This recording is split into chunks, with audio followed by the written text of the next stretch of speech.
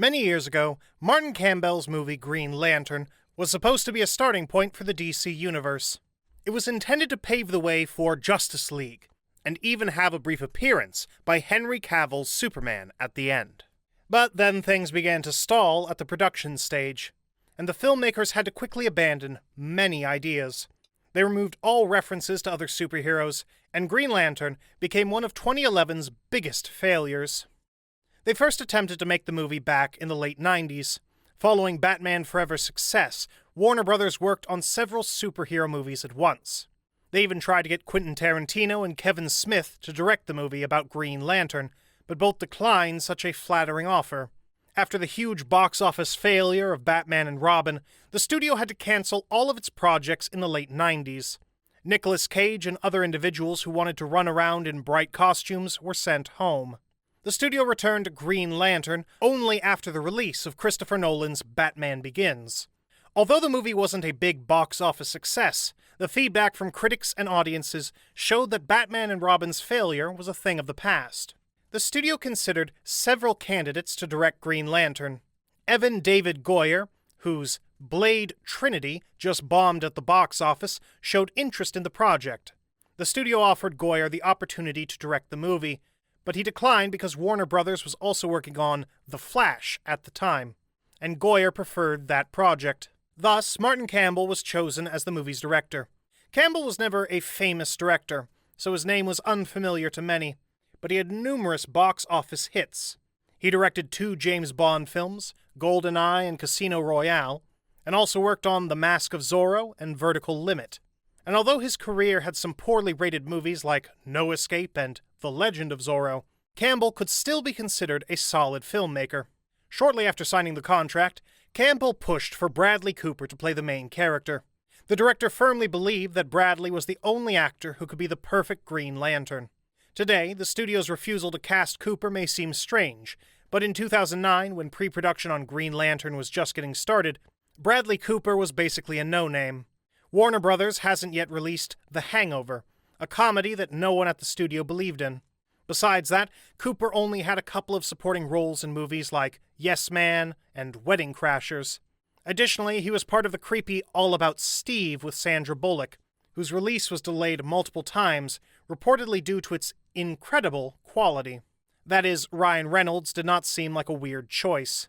Additionally, he had already appeared in a Wolverine movie, which meant that the studio could expect some additional benefits from Green Lantern if the X-Men movie was a hit. All this caused a problem that would make Ryan Reynolds hate Green Lantern later.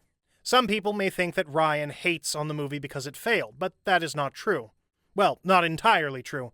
Reynolds went through difficult times after the filming began in early 2010, all because of director Martin Campbell, who could not accept Reynolds starring in his movie. An offended Ryan claimed that the director made him do dozens of takes for easy scenes and over 50 takes for difficult ones. Each take came with Campbell's caustic comments. The director called Reynolds a mediocre actor whose inability to act harmed the entire film crew. There are even rumors that the director and actor fought several times. But this didn't change anything, and Ryan Reynolds had to go back to listening to insults and completing 50 more takes. Later, Reynolds mentioned that Martin Campbell would have been in serious trouble if it hadn't been for Reynolds' future wife, Blake Lively, whom he met on the Green Lantern set. The never-ending conflict between the lead actor and the director naturally had an impact on the movie. Due to the tense situation on set and constant delays, the filming schedule was disrupted, increasing the already large budget to $200 million. Filming for Green Lantern took more than 5 months instead of the planned 4. After conducting test screenings, the studio simply destroyed the movie by editing out almost 40 minutes. Martin Campbell was furious. He claimed that the studio killed the movie, turning it into some stupid compilation of incoherent video clips. Ryan Reynolds didn't comment on the studio's actions, but he didn't hide his delight at the movie's failure during his interviews. He said that he wouldn't want to go through that hell on set again, and it was probably higher powers that saved him from the sequel. However, there is one point to mention. Reynolds seems to be the main victim in the conflict, but it's not uncommon for Ryan to clash with other filmmakers. He angered Wesley Snipes during the filming of Blade Trinity, and he also pushed out Tim Miller, the director of Deadpool, from directing Deadpool 2. So maybe it's not just that Martin Campbell wanted Bradley Cooper in the movie.